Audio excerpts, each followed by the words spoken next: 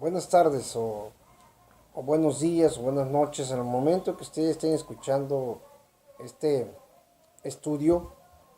Hemos estado estudiando mucho acerca de la palabra de Dios y lo hacemos con el fin de enseñarnos un poco acerca de la palabra. Eh, Tenemos un ministerio en donde predicamos la palabra, nos dedicamos a un porcentaje muy alto en la palabra de Dios. No puedo decir un 100%, un 80%, pero un porcentaje más que cualquier religioso, pero no es con el fin de vanagloriarnos, sino que es para la honra y gloria de Dios. Nos preocupamos en agradar a Dios. Tenemos un ministerio que es de Hechos 20:35, que es más bienaventurado, es dar que recibir. Y el tema de hoy vamos a hablar sobre el anticristo. El tema de hoy se llama El anticristo confirmará el pacto con muchos. En Daniel 9:27 nos dice, y por otra semana confirmará el pacto con muchos. A la mitad de la semana hará cesar el sacrificio y la ofrenda. Después, con la muchedumbre de las abominaciones, vendrá el desolador hasta que venga la consumación y lo que está determinado se derrame sobre el desolador. La Biblia nos enseña que habrá un acontecimiento que llevará al anticristo a la cima del poder y que va a marcar un comienzo en un régimen de 7 años y será la firma de un pacto que viene descrito en el libro de Daniel. Y en ese pacto ningún gobierno podrá gestionar, podrá decir o opinar algo sobre lo que él va a hacer. Él va a hacer su régimen como él le plazca. Pero ellos, el gobierno y los políticos, y aún los religiosos, van a estar dispuestos a renunciar su soberanía nacional. Van a estar dispuestos a darle el poder a él con tal de lograr sus objetivos económicos y políticos superiores. Los religiosos, con tal de tener un poder sobre las demás personas, están dispuestos. Los políticos, con tal de gobernar, están dispuestos. Pero el régimen es de él. El mando es de él. Pero como el hombre siempre ha sido una persona avariciosa y una persona que le gusta tener poder, están dispuestos a todo y a tener comodidad. Pero volviendo al pacto, la Biblia se refiere a él como el pacto santo. Y si dice el pacto santo es porque en realidad este enemigo quiere imitar a Dios.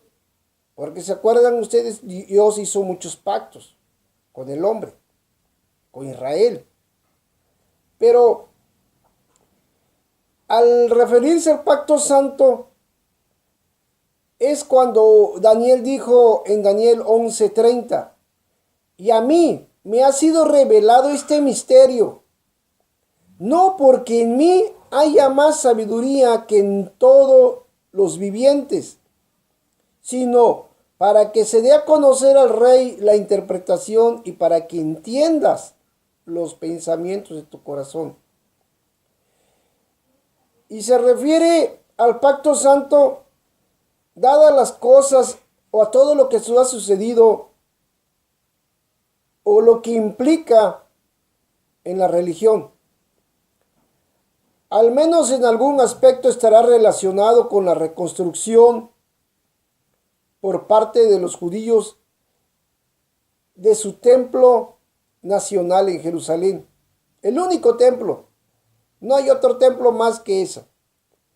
Aunque muchos piensan que va a haber quizás un templo en su pueblo en donde se le va a adorar a Satanás.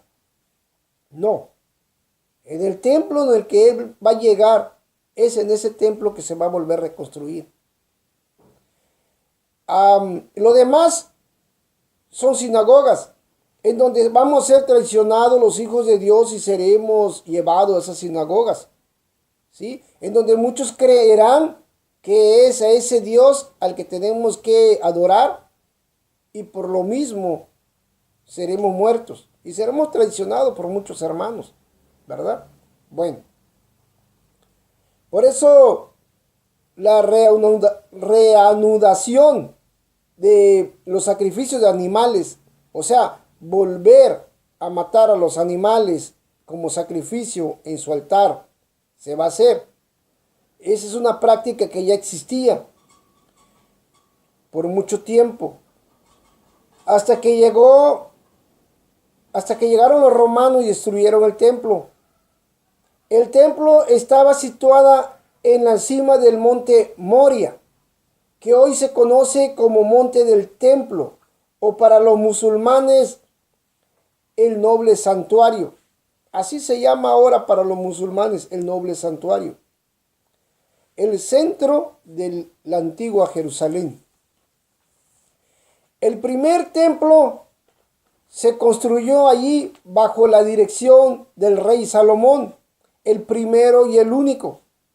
Los babilonios lo arrasaron durante el saqueo de Jerusalén en el año 587 a.C., bajo Zorobabel. Los judíos volvieron a edificarlo en el año 515 a.C. En el año 19 a.C., el rey Herodes I, rey idumeo de Judea, que por aquella época formaba parte del Imperio Romano, dio comienzo a la ampliación y embellecimiento del templo. No lo terminó, no lo pudo hacer como fue primero, pero todo esto que le estoy diciendo es porque ningún pastor en la iglesia da un pequeño estudio así, porque tenemos que investigarlo por otra fuente, por nosotros mismos en la Biblia, o por otras personas que investigan mucho en la Biblia, y nosotros mismos cuando Dios nos da la sabiduría de entender la palabra de Dios. Y todo esto sucedió antes del nacimiento del Señor Jesucristo.